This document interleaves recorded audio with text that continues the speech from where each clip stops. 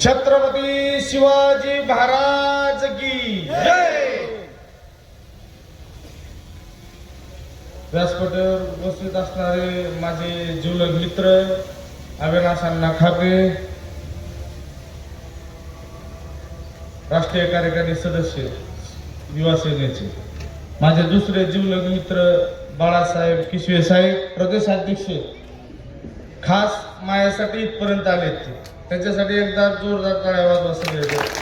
व्यासपीठावर आमचे नेते पापा देशमुख साहेब, दुसरे नेते माणिक वापुरे काका, दत्ताभाऊ तिवारी, माझे जीवलग मित्र अमरजी देशमुख, माझे दुसरे मित्र अरुण डोलारे,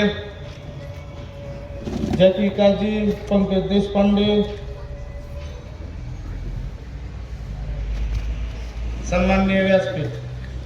मला काही जास्त बोलता येत नाही, फक्त कार्यक्रम करता येतो, त्याच्यामुळे मी काही जास्त बोलत नाही। पहिल्यांदाच गावात भाषण करायला मुंबईतले गाजवले, पण आता इथं समोर बोलायला जरा थोडं समजून घ्या। आमच्या पक्षाचे मुख्य नेते माजी मुख्यमंत्री, कुटुंब प्रमुख तथा उपमुख्यमंत्री एकनाथजी शिंदे साहेब, माझ्यावर ज्यांनी मुलासारखं प्रेम केलं, माझे शिक्षण मंत्री, माझे आमदार दीपकजी केसरकर साहेब, हमी रोजगार मंत्री माननीय भरतजी गोगावले साहेब, या राज्याचे माजी आरोग्यमंत्री तथा आमदार तानाजी सावंत साहेब, यांना सगळ्यांना मानाचा जय महाराष्ट्र करतो। ढुकीच्या विकासासाठी मी पहिल्यांदा मंत्रालयामध्ये जात होतो, जात असताना माझ्या लक्षात आलं आपल्या गावासाठी काय करायचं। ज्यावेळेस मी शिंदे साहेबांकडे गेलो, मला त्यांनी स्पष्ट सांगितलं तुला काय पाहिजे सांग। मी म्हणलं माझ्या गावासाठी ग्रामीण रुग्णालय पाहिजे, मला काहीच नको म्हणलं साहेब। आणि विशेष बाब म्हणून साहेबांनी मला तात्काळ GR काढून दिला, आणि GR काढल्यानंतर मी साहेब म्हणलं निधीचे कसं करायचं, तर साहेबांनी सांगितलं आपण 15व्या वित्त आयोगामध्ये घालू।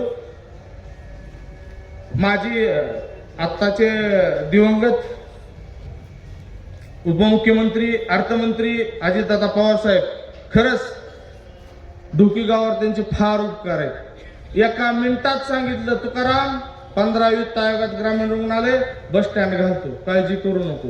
आणि 25 कोटी या ढुकीसाठी देण्यात मंजुरी झाली, आणि त्यातला पहिला हप्ता 5,75,00,000 रुपये आता आरोग्य विभागाच्या खात्यामध्ये जमा आहे।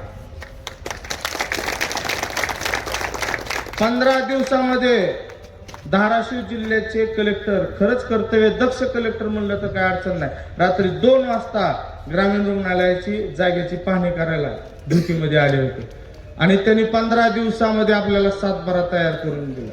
आता प्रोसेसमध्ये शासकीय प्रोसेस असते, शेवटच्या टप्प्यामध्ये इलेक्शन आचारसंहिता संपली की 10 तारखेला टेंडर पब्लिश होणार आहे। दुसरा मुद्दा, माझ्या गावातील माता बहिणी असतील, गावातले पुरुष असतील, आज 25,000 लोकसंख्येचं गाव आहे, साधं बस स्टँड नाही।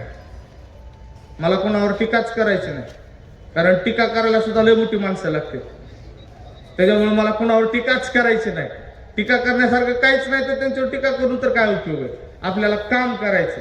कारण पहिला मुद्दा, मी आमचे मित्र सुरेश कदम साहेबांपाशी बसलो होतो, पत्रकार आहेत, त्यांनी मला विचारलं अरे बस स्टँडचं कसं, त्यांच्या समोरच महाराष्ट्राच्या महाव्यवस्थापकाला फोन लावला, आणि त्यांनी तात्काळ सांगितलं या 10 दिवसामध्ये आपण बैठक घेऊ। या राज्याचे परिवहन मंत्री, लाडके धाराशिवचे पालकमंत्री प्रतापजी सरनाईक साहेब यांनी तात्काळ आदेश दिला, आजच्या आज 9 वाजेपर्यंत बैठक झाली पाहिजे। सकाळी पहिली बैठक आपली झाली। या राज्याचे परिवहन मंत्री, राज्याचे सचिव, अर्थ सचिव, वित्त सचिव, जिल्हा कलेक्टर आणि कृषी विभागाचे प्रधान सचिव, जिल्ह्याचे कृषी विभागाचे अधिकारी हे सगळे बैठकीला हजर होते। तिथं निर्णय झाला 60 आर जमीन देण्याचा। मी 5 चक्कर मागवत होतो, पण साहेब म्हणले पहिल्यांदा 60 आर म्हणजे 1.5 एकर तर घे, आणि 15 कोटी देण्याचं त्यांनी कबूल केलं, आणि त्याचा आदेशही निघाला। आता फक्त जमीन ट्रान्सफर झाली की बस स्टँड चालू झालं। मग त्यावेळेस आणखी एक डोक्याचा विचार आला, ड्रामा केअर कसं नव्हे म्हणलं, हायवेवरचं गाव आहे. साहेबाला म्हणलं जरा थोडा प्रॉब्लेम आहे. साहेब म्हणले अरे सांग एकदाच काय आहे ती, रोज येतो की कागदच घेऊन येतो, मला गावात ही पाहिजे. मग मी म्हणलं मला ड्रामा केअर सेंटर पाहिजे, कारण माझं गाव पुणे लातूर हायवेवरचं गाव आहे, सगळ्यात मोठा तेरणा साखर कारखाना, इथं रोज अपघात होतात. त्याच्यामुळे साहेब म्हणले तात्काळ ती सुद्धा 10 कोटीचं ड्रामा केअर त्यांनी मंजूर केलेलं आहे.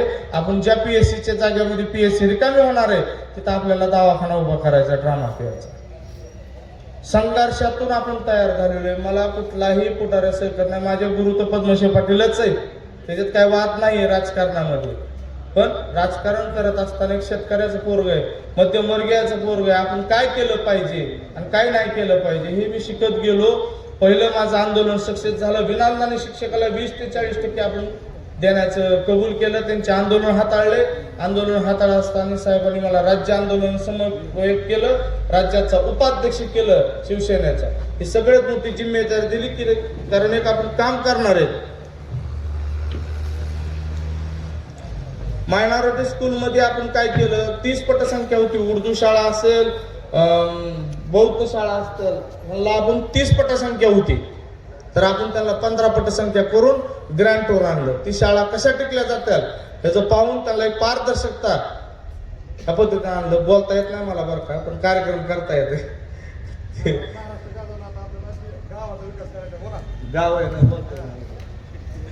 ही करत असताना त्यावेळेस पुन्हा एक लक्षात आलं की राज्यातील जी मदरसे आहेत SPP विमानतळच्या योजनेतून आणि कलेक्टर मान्यतेतून मदरसे आपण त्यांना 3,500 कोटी दिले. त्यामध्ये त्याच्या कमिटीचा चेअरमन केलं मला शिंदे साहेबांनी, आणि त्याच्यामध्ये आपण पारदर्शकता आली. MA BEd लागू केलं, इंग्लिश मराठी हिंदी हे सगळे विषय लागू करून त्याच्यामध्ये एक शैक्षणिक पात्रता डिक्लेअर करून त्याला एक वेगळ्या लेवलला नेऊन ठेवलेलं. त्याच्यामुळं काही तो विषय नाहीये. येणाऱ्या काळामध्ये ढुकीमध्ये आपण रोजगार, ढुकीतला एकही तरुण 28 पर्यंत 2028 पर्यंत आत्ताच घोषणा करतो, एकही तरुण बिगर रोजगाराचं तुम्हाला दिसणार नाही. त्याच्या हाताला कामच देणार. ही तुकाराम शिंदेची जबान. आई तुझ्या भावनेच्या समोर सांगायला लागलो, कसं काम आणायचं आणि कुठून आणायचं ते माझ्यावर सोपवा. शेतकरी मेळावे आपण 400 डबे. शिवसेना पक्षाचे ॲडव्होकेट धनंजयजी दाभेकर साहेब यांचं या ठिकाणी आगमन झालेलं आहे. तरी विभाग प्रमुख दत्ता होतेवार यांना विनंती करतो की त्यांनी सत्कार करावा. आमचे परम मित्र लॉ कॉलेजला असताना जे आमच्यावर सोबत होते, संघर्षमय संघर्ष करून त्यांनी स्वतःचं नेतृत्व उभा केलेले असे आमचे मित्र ॲडव्होकेट धनंजय दाभेकर साहेब यांचे खूप खूप आभार. माझ्या शब्दाला मान देऊन इथपर्यंत आलेले. शेतकऱ्यांसाठी आता मी स्वतः शेतकरी असल्यामुळं शेतात बी जात होतो मी, पण आता जात नाही. लोकांना वाटायचं शेतात जात नाही, शेतात जातो. सगळी जाणीव आहे. येणाऱ्या काळामध्ये शेतकऱ्याच्या प्रत्येक शेतकऱ्याला 1 DP देण्याचा निर्णय केलेला आहे. मी स्वतः पालकमंत्री शिंदे साहेबाला बोलल्यानंतर मी 500 DP मागितली ती. साहेब म्हणले मला 200 देतो. आता 200 मी 400 पर्यंत नेलेले. एका DPवर 2च कनेक्शन. त्याच्यामुळे कुणीही शेतकरी काळजी करा, मी आश्वासन देत नाही. माझा शब्द आहे, शब्द ही माझं वचन आहे आणि मी शब्द कधीच पडू देत नाही. त्याच्यामुळे कुणीही काळजी करू नका. येणाऱ्या काळामध्ये आपण ढोकीमध्ये रोजगार, मिनी MIDC त्याचाही प्रस्ताव आता मंत्रालयात आहे. फक्त एकदा आशीर्वाद द्या. महिना झालं मी सुद्धा कुठं घरी गेलेलो नाही, लेकरा सुद्धा भेटलो नाही ढुकीच्या विकासात. आता लोक काही म्हणत असतील, पण ढुकीला माहिती आहे मी कसा आहे ती सगळ्याला.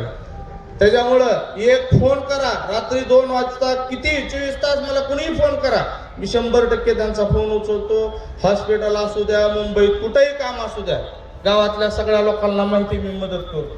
त्याच्यामुळे कुणी काळजी करू नका. येणाऱ्या काळामध्ये आपण ढोकीमध्ये 100% निधी कसा आणता येईल. मला मुख्यमंत्री सांगायचीच गरज नाही शिंदे साहेबांकडे काय घेऊन जायचं काय नाही. मी वैयक्तिक तर काहीच मागितलं नाही, सगळं लोकांसाठीच मागत आलो. आणि माझं गाव, माझी जिम्मेदारी, माझं घर म्हणून मी काम करतोय. येणाऱ्या काळामध्ये ढोकीमध्ये 10 कोटी निधी देण्याचंही शिंदे साहेबांनी कबूल केलेलं आहे. रस्ते असतील, काही असो, तुमचे घरकुल असो, कुठलाही असो, कोणाची ताकद होणार नाही आपण जर एक फोन लावला आणि काम नाही झालं.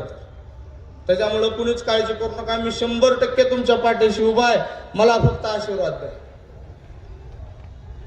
बाकी काही सुद्धा इच्छा नाही मला तुमच्याकडे. एक आशीर्वाद द्या. एकदा फक्त पंचायत समितीमध्ये पाठवा. त्याला विधान भवन नाही बनवलं तर तुकाराम शिंदे नाव ठेवणार.